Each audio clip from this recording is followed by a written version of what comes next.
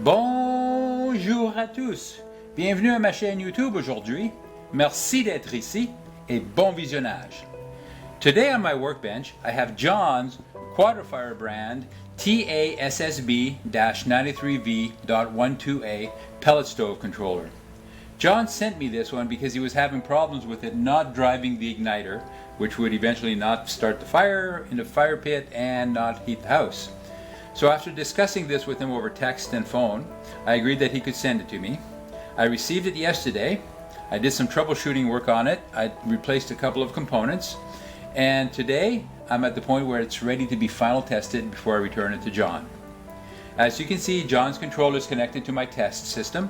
My test system is made up of a wiring harness that connects this to everything else. It's got a little green LED here, which is the very same as what's on the back of your stove to simulate a call for heat or indicate a call for heat. I have an actual thermostat here that's the same as what's on your wall, just a simple on-off switch thermostat. I have a temperature simulator which simulates the temperature being sensed by the thermocouple in your fire pit. As well, I have a faceplate that holds an actual auger motor.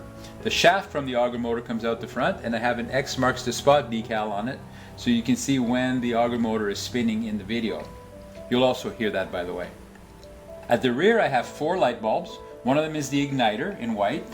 Then in blue, with a blue indicator, I have a combustion fan indicator. In yellow I have an indicator for the auger motor. So when the controller is calling for the auger to drive, you'll hear it here in the video. You'll see it spin over here, and you'll see the yellow indicated light come on. And at the far end in red I have the convection or room fan. For this controller, that light will not come on during testing because that is controlled by a switch in the stove itself. So I'm all ready to power this up, and when I do, one light will come on at the rear, and that should be the combustion fan, and that will come on for approximately 20 minutes if things don't change. I will say that there are 5 timers inside this box, and I've checked them all out and they're all functioning correctly, very close to the specified times. So at this point, like I said, if we left it for 20 minutes or so, that light would eventually shut off and everything would be back to ready state. But what we're going to do now is do a call for heat, since we're simulating a temperature of 56 degrees Fahrenheit. If we call for heat, we'll see a couple lights at the back come on. There we are. We see the igniter has come on, so that's going to start heating up the pellets that are falling into the fire pit.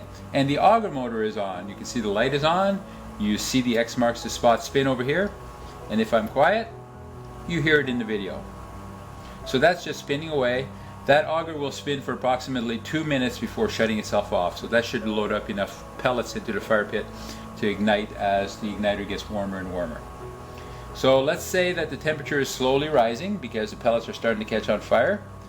I marked on the box here that the green light will come on at 255 degrees Fahrenheit and that the red light will come on at 1380 degrees Fahrenheit. So as I increase the temperature of the fire pit, I'm going to approach 250, 260 very slowly, and we'll see the green light come on any second now. There it is, we just see the green light. So if I drop it on and off, you see that action happening there? Watch the temperature change. So that's functioning correctly.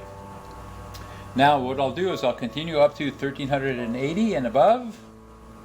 As the fire pit gets warmer and warmer and warmer, eventually the fire ignites the pellets and the pellets are burning, they're getting hotter, temperature rises, and as we get to about 1380, we see that the red light has come on the controller. And at the same time, when the red light goes on, the igniter goes off. So that means we're at hot enough temperature to keep the fire going, self-sustaining, and we don't need the help of the igniter anymore to make that happen. So the pellets are being fed into the fire pit because we're calling for heat, and the room is slowly warming up. Eventually the convection fan should come on and blow hot air into the room. The room will warm up to the point where the thermostat will say that's enough, let's get back and turn things off. So we shut down the auger, no more pellets are going into the fire pit, and the fire in the fire pit will slowly diminish. It'll diminish, but at the same time the room will cool a little bit, and as it cools the thermostat will call for more heat, and suddenly we're driving the auger again, we're putting more pellets in. So that cycle continues. The room heats up, the thermostat stops calling. The room cools down, the thermostat calls for heat. The room heats up, the thermostat stops calling, and the cycle just keeps going on and on and on. Calling for heat, not calling for heat, calling for heat, not calling for heat. So as you can see, everything here is functional. Everything is working well, John. Your controller is back to full functionality and is running really nicely.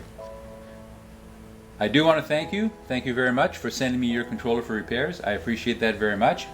In the meantime, if any of you other viewers out there have a pellet stove controller of your own, whether it's a Breckwell, a QuadraFire, like this one, a USSC, or a Whitfield WP2 version, and you have a service need for it, please feel free to contact me. I'd be more than happy to discuss that with you. My contact information can be found in a link just below this video. That'll take you to a different video with my phone number on it. In the meantime, I do hope that you'll take a few seconds to give this video a thumbs up and subscribe to my channel. I would appreciate that very much. Thanks everyone. Bye bye.